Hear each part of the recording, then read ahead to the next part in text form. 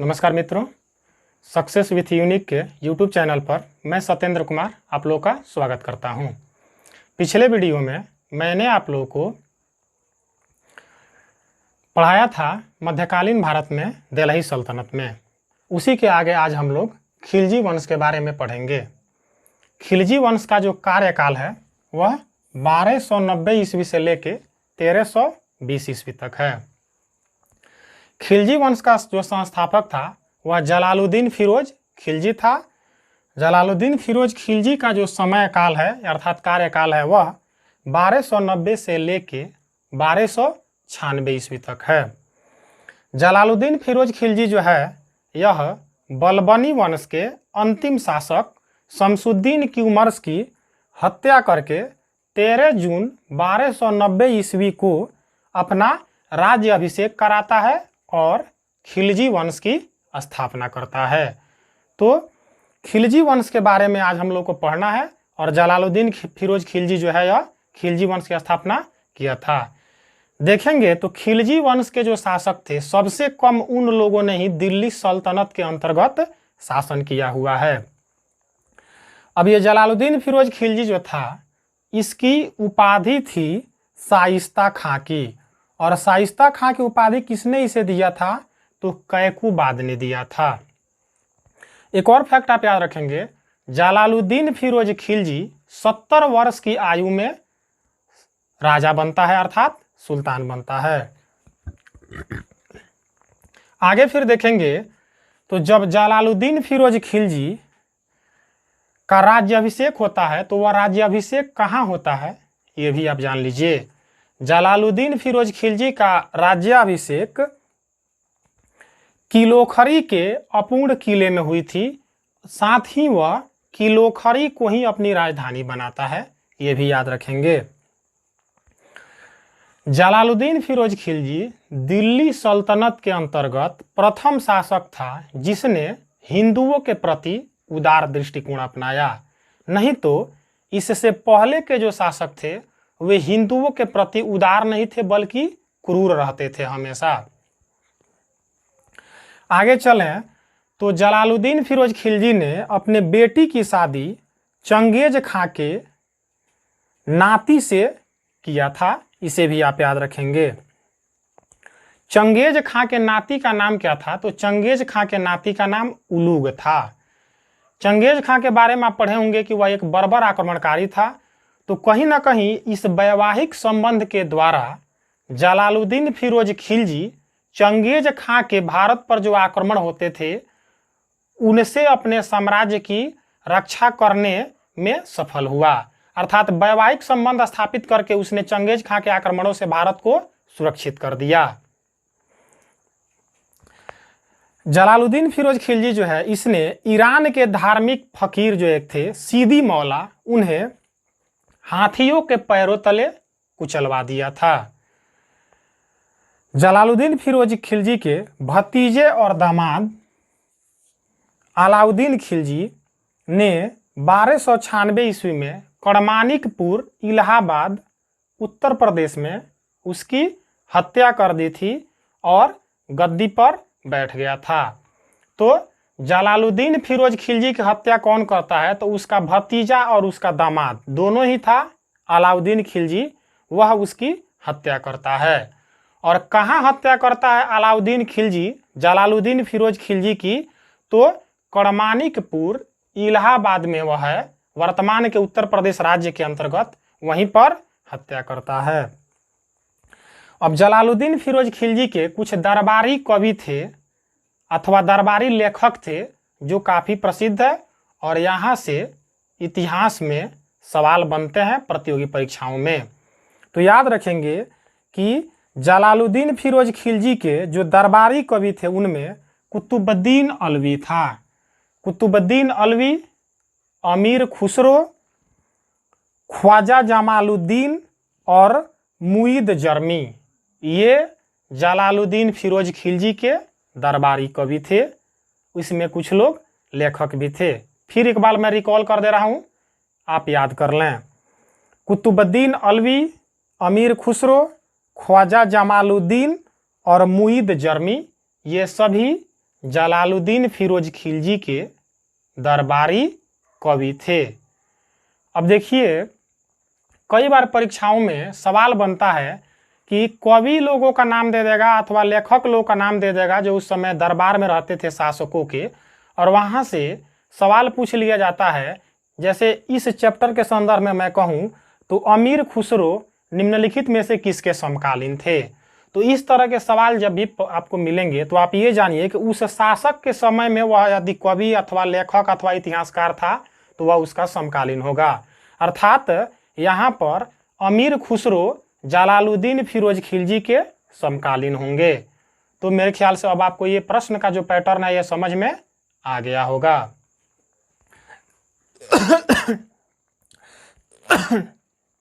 चलिए अब आगे चलते हैं।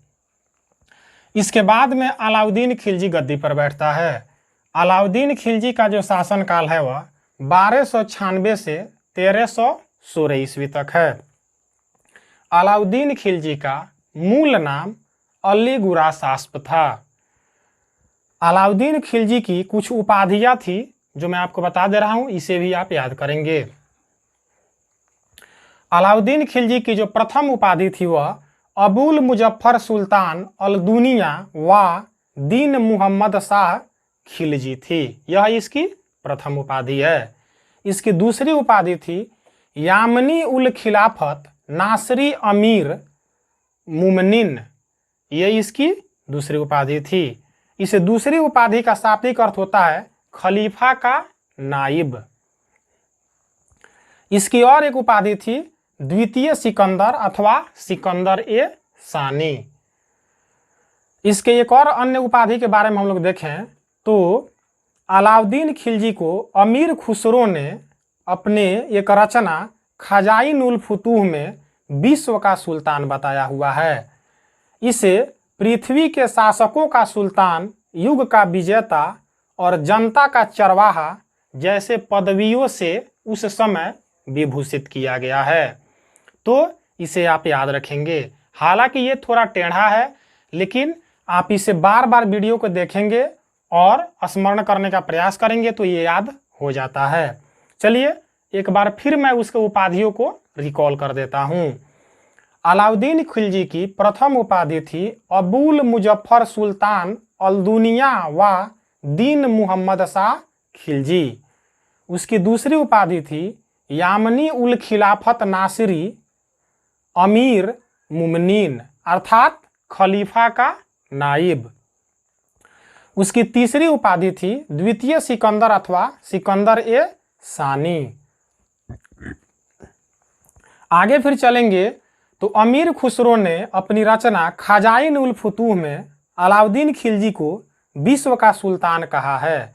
इसके अतिरिक्त इसे इतिहास में पृथ्वी के शासकों का सुल्तान, युग का विजेता और जनता का चरवाहा जैसी पदवियों से विभूषित किया गया है। और ध्यान देंगे अलाउद्दीन खिलजी के शासनकाल के बारे में, उसके कार्यों के बारे में कहाँ से हमें जानकारी प्राप्त होती है, इसका स्रोत क्या है, तो उसे भी आप याद रखेंगे। खजाइन उल फुतूह जो है ये अमीर खुसरो का, इसी में इस बात की चर्चा है कि अलाउद्दीन खिलजी का शासनकाल क्या था, उसकी उपलब्धियां क्या थी, उसके द्वारा क्या कार्य किए गए थे। अब देखेंगे तो अलाउद्दीन खिलजी जो है यह जलालुद्दीन फिरोज खिलजी को मारकर 22 अक्टूबर 1296 ईस्वी में सुल्तान बनता है। और अलाउद्दीन खिलजी का राज्याभिषेक बलबन के लाल महल में कराया जाता है। बलबन ने अपने शासनकाल में एक महल बनवाया था जिसका नाम था लाल महल। उसी लाल महल में अलाउद्दीन खिलजी का राज्याभिषेक होता है। अलाउद्दीन खिलजी के बचपन का नाम जो था वह अली और गुरासास्प था। हालांकि पहले ही मैंने आपको बताया है कि उसका मूल नाम गुरासास्प था, लेकिन बचपन में उसके दो नाम थे, अली और गुरासास्प। आगे फिर चलें तो अलाउद्दीन खिलजी जो है बाद में सीरी को राजधानी बनाता है जो दिल्ली के पास में स्थित है। मंगोलों के खतरे से निपटने के लिए अलाउद्दीन खिलजी जो है वह गयासुद्दीन बलबन के द्वारा अपनाए गए रक्त और लौह की नीति का ही अवलंबन करता है। ध्यान देंगे कई परीक्षाओं में यहाँ से इसी सवाल को थोड़ा सा चेंज करके पूछ लिया गया है कि रक्त और तलवार की नीति का अवलंबन किसने किया था, तो अलाउद्दीन खिलजी ने किया था। इसे आप याद रखेंगे। अलाउद्दीन खिलजी प्रथम शासक था दिल्ली सल्तनत के अंतर्गत जिसने अपनी सेना को नगद वेतन देना शुरू किया था। इसके अतिरिक्त अलाउद्दीन खिलजी दिल्ली सल्तनत के अंतर्गत प्रथम सुल्तान था जिसने अस्थाई सेना अपनी रखी हुई थी। उससे पहले के जो सुल्तान थे उनके जो सूबेदार लोग होते थे या और भी विभिन्न प्रकार के उनके सहयोगी लोग होते थे, जब सुल्तान आक्रमण करता था तो वे अपनी सेना के साथ उसको सहयोग करते थे। लेकिन अलाउद्दीन खिलजी दिल्ली सल्तनत के अंतर्गत प्रथम शासक था जिसने अपनी खुद की अस्थाई सेना रखी। अलाउद्दीन खिलजी जो है उसने एक प्रथा की शुरुआत की थी, घोड़ों को दागने की प्रथा, और दूसरी एक प्रथा उसने शुरू की थी सैनिकों का हुलिया लिखने की प्रथा।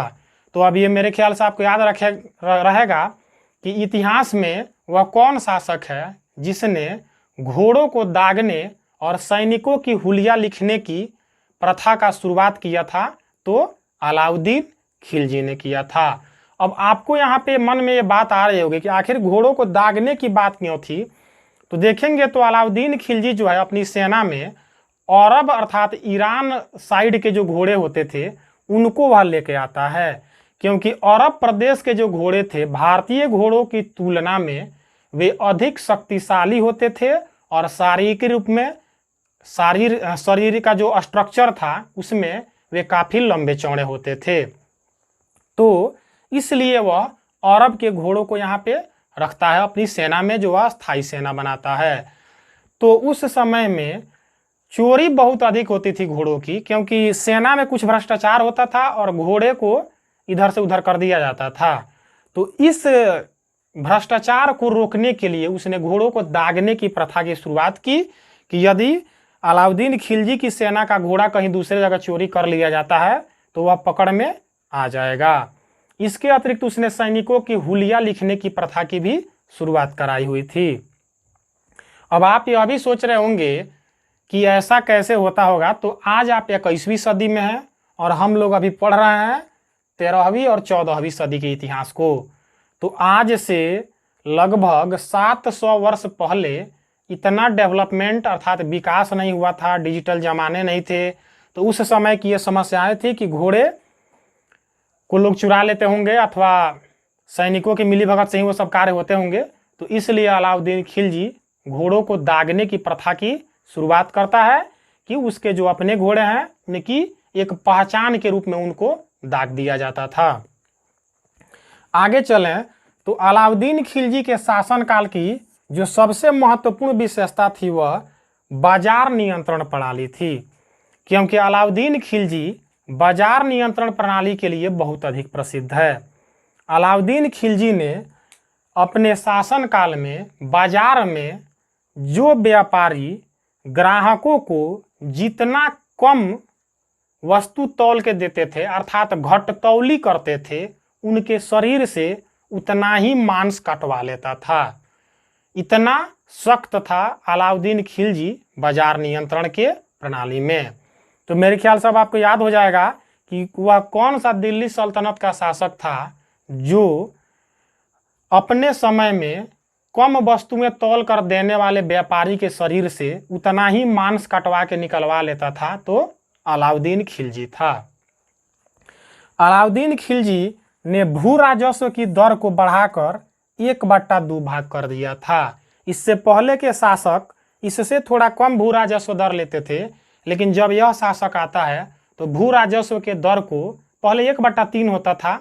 अलग अलग शासकों में हालांकि आपको अलग अलग मिलेगा, तो 1/3 के बदले यह आकर के अपने समय में 1/2 भाग कर देता है।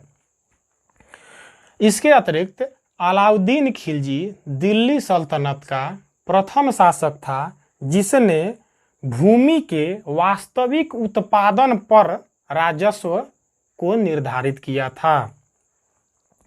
अलाउद्दीन खिलजी के शासनकाल में बाजार पर नियंत्रण रखने के लिए उसने और माप तौल पर भी नियंत्रण रखने के लिए एक अधिकारी नियुक्त किया था जिसे मुहतसबिक कहा जाता था।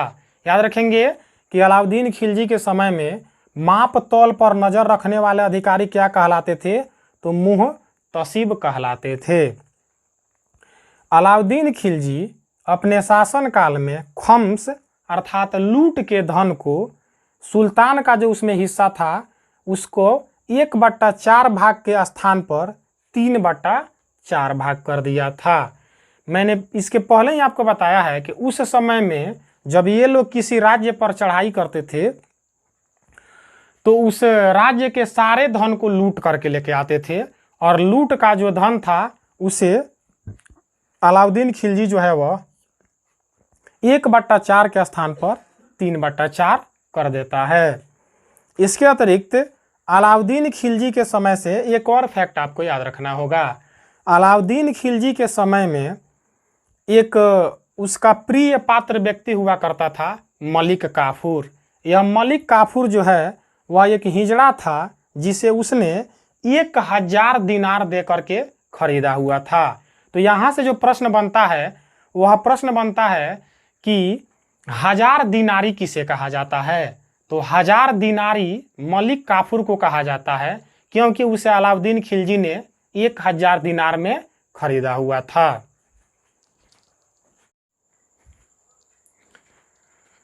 मलिक काफूर को आप देखेंगे तो नुसरत खां जो था वह मलिक काफूर को सबसे पहले खरीदा था और मलिक काफूर को खरीदने के बाद जब गुजरात विजय से सुल्तान वापस आ रहा था तो वह उसे उपहार के रूप में भेंट करता है। मलिक काफूर जो है वस्तुतः था तो वह हिजड़ा लेकिन वह बहुत बहादुर और कुशल सेनानायक था।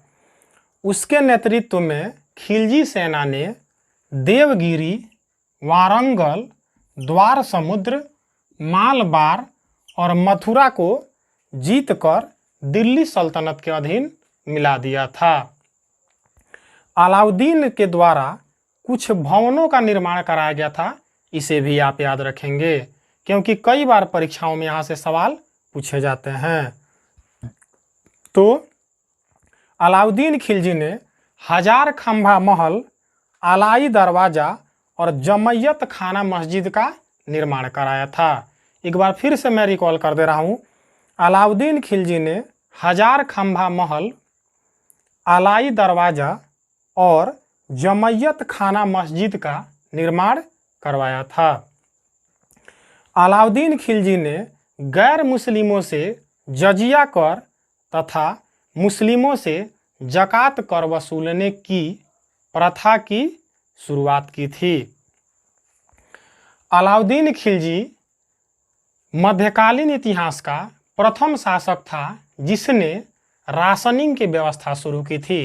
राशनिंग अर्थात जब उसके राज्य में जो उसका उस समय साम्राज्य था दिल्ली सल्तनत के अंतर्गत, उसमें यदि अकाल की स्थिति उत्पन्न होती थी तो जनता के लिए राशन वितरण प्रणाली उसने शुरू की थी। राशन वितरण प्रणाली अलाउद्दीन खिलजी की नई सोच मानी जाती है।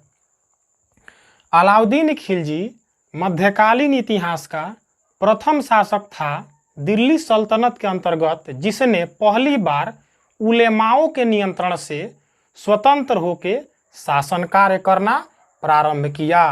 तो यहाँ से भी कई बार सवाल बनता है कि दिल्ली सल्तनत का वह कौन प्रथम शासक था जो उलेमा नियंत्रण से मुक्त होकर शासन करता है? तो अलाउद्दीन खिलजी था। अलाउद्दीन खिलजी ने मलिक याकूब को दीवान ए रियासत अर्थात बाजार नियंत्रक के पद पर नियुक्त किया था। अलाउद्दीन खिलजी ने एक अन्य और अधिकारी की नियुक्ति की थी जिसे परवाना नवीस कहा जाता है। परवाना नवीस जो था उसका मुख्य कार्य था बाजार के वस्तुओं की परमिट जारी करना। इसके अतिरिक्त अलाउद्दीन खिलजी के समय में 10,000 सैनिकों की जो टुकड़ी थी वह तुमून के नाम से जानी जाती थी। तो अब आप याद रखेंगे कि अलाउद्दीन खिलजी के समय में 10,000 सैनिकों की एक टुकड़ी जो होती थी उसे किस नाम से जाना जाता था? तो तुमून नाम से जाना जाता था। अलाउद्दीन खिलजी ने अपने समय में एक और विभाग की स्थापना की थी जिसे बरीद ए मुमालिक कहा जाता था। बरीद ए मुमालिक जो था यह गुप्तचर विभाग होता था, अर्थात खुफिया जानकारी रखना इस विभाग का काम होता था। राज्य की सुरक्षा के लिए अथवा राज्य पर यदि कोई खतरा आने वाला हो, अर्थात कोई यदि बाहरी आक्रमण होने वाला हो, अथवा जनता के बीच की कुछ गुप्त जानकारियों को भी यह गुप्तचर विभाग रखता था। अलाउद्दीन खिलजी ने खाद्यान्नों की बिक्री के लिए सहना ए मंडी नामक बाजार शुरू किया था, जहां पे लोग ले जाके अपने खाद्यान्नों को बेच सकते थे। अब इतना कार्य मैंने आपको बताया तो स्पष्ट आपको समझ में आ गया होगा कि अलाउद्दीन खिलजी बाजार नियंत्रण प्रणाली के लिए क्यों प्रसिद्ध है। क्योंकि अलाउद्दीन खिलजी के बारे में मैंने आपको लगातार बताया है कि उसने बाजार के सुधार के लिए कई सारे अधिकारियों की नियुक्ति की थी और कठोर कानून भी बना रखे थे। अलाउद्दीन खिलजी के समय में मंगोलों का अंतिम आक्रमण भारत पर होता है। तो यहाँ से भी कई बार सवाल पूछ लिया जाता है कि मंगोलों का अंतिम आक्रमण किस शासक के शासनकाल में हुआ था?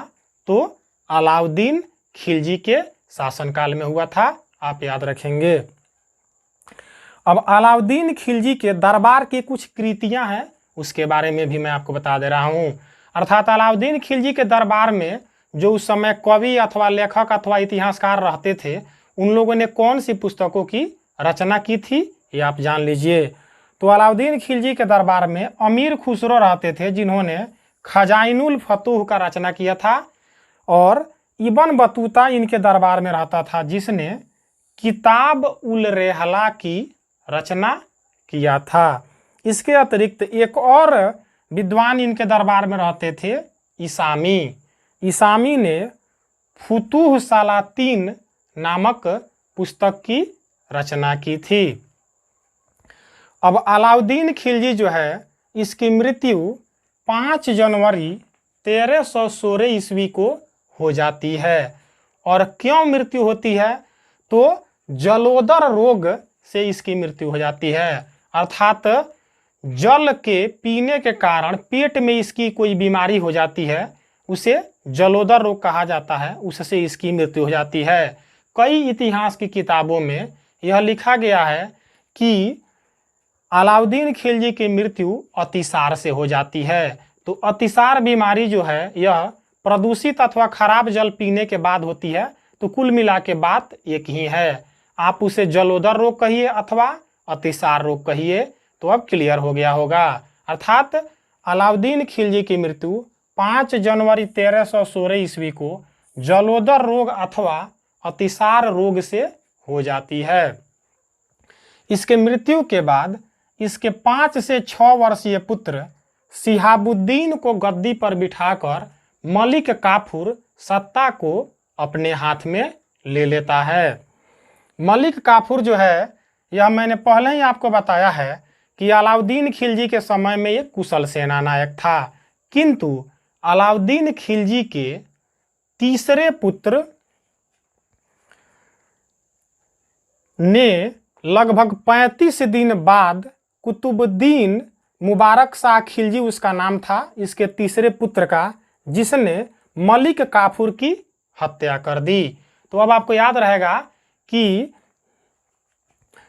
जो शिहाबुद्दीन था उसको गद्दी पर बिठाकर जब मलिक काफूर सत्ता को अपने हाथ में लेता है, तो अलाउद्दीन के तीसरे पुत्र कुतुबुद्दीन मुबारक शाह खिलजी ने मलिक काफूर की हत्या कर गद्दी पर अपना अधिकार जमा लिया। कुतुबुद्दीन मुबारक शाह खिलजी जो था, यह 19 अप्रैल 1316 ईस्वी में गद्दी पर बैठता है। यह कुतुबुद्दीन मुबारक शाह खिलजी जो था, यह एक अय्याश शासक था। इसे जनता के सुख दुख और अपने राज्य की कोई चिंता नहीं रहती थी। इसके अतिरिक्त यह शासन कार्यों में भी बेहतर रुचि नहीं रखता था। इसे नग्न स्त्री पुरुष की संगत बेहद पसंद थी। कभी कभी तो कुतुबुद्दीन मुबारक शाह खिलजी दरबार में स्वयं नग्न होकर के पहुंच जाता था। तो मेरे ख्याल से ये वाक्य आपको बता रहा होगा कि यह मुबारक शाह खिलजी जो है, अर्थात कुतुबुद्दीन मुबारक खिलजी जो है, यह कितना अय्याश स्वभाव का शासक था। कुतुबुद्दीन मुबारक खिलजी जो है यह खलीफा की उपाधि धारण करता है तथा स्वर्ग एवं पृथ्वी के अधिपति का खलीफा की उपाधि धारण करता है। अब देखिए, इतना अय्याश व्यक्ति खलीफा की उपाधि धारण करता है, यह कितने शर्म की बात है। क्योंकि मैंने इस्लाम का उदय जब चैप्टर आपको पढ़ाया था तो उसमें खलीफा उमर के बारे में पढ़ाया था। खलीफा उमर एक ऐसे खलीफा हुए जो बेहद ही शालीनता पूर्वक रहने वाले व्यक्ति थे। खलीफा उमर के बारे में मैंने पढ़ा हुआ है कि वे पेड़ की सूखी पत्तियों पर सोते थे। तो देखिए, खलीफा उमर की सादगी और शालीनता को देखिए, और मुबारक शाह खिलजी को देखिए, जो एक अय्याश शासक है वह खलीफा की उपाधि धारण करता है, जो मेरी नज़र में या किसी भी पढ़ने वाले व्यक्ति के नज़र में, जो व्यक्ति योग्य होंगे उनकी नज़र में कहीं से इसकी यह उपाधि सही नहीं है। क्योंकि खलीफा जो होते थे वे अत्यंत पवित्र होते थे और उनका जो जीवन होता था वह सादगी भरा होता था। अब मुबारक शाह के वजीर खुसरा खां ने 15 अप्रैल 1320 ईस्वी को मुबारक शाह खिलजी की हत्या कर दी और उसने पैगंबर के सेनापति का उपाधि धारण कर गद्दी प्राप्त की। किंतु 5 सितंबर 1320 ईस्वी को गाजी मलिक और खुसरा खां के बीच युद्ध हुआ, जिसमें खुसरा खां पराजित हुआ और इस प्रकार खिलजी वंश का अंत हो गया। खिलजी वंश से जुड़ा एक और फैक्ट मैं आपको बता दूं जो काफी महत्वपूर्ण है। खिलजी वंश से संबंधित एक रचना है पद्मावत। मलिक मुहम्मद जायसी ने पद्मावत की रचना की हुई है। इस पद्मावत में उन्होंने गुजरात के शासक राणा रतन सिंह और उनकी पत्नी पद्मावती का चित्रण किया हुआ है। इसमें उन्होंने बताया है कि अलाउद्दीन खिलजी जो है वह राणा रतन सिंह पर आक्रमण करता है और उसके आक्रमण का उद्देश्य क्या था, तो राणा रतन सिंह की अत्यंत सुंदरी पत्नी पद्मावती थी, क्योंकि अलाउद्दीन खिलजी पद्मावती को पाना चाहता था। प्रारंभ में अलाउद्दीन खिलजी राणा रतन सिंह के पास यह खबर भिजवाता है, संदेश भिजवाता है कि वह केवल पद्मावती को एक झलक देख लेगा और फिर राज्य पर आक्रमण नहीं करेगा। राणा रतन सिंह इसके लिए तैयार हो जाते हैं।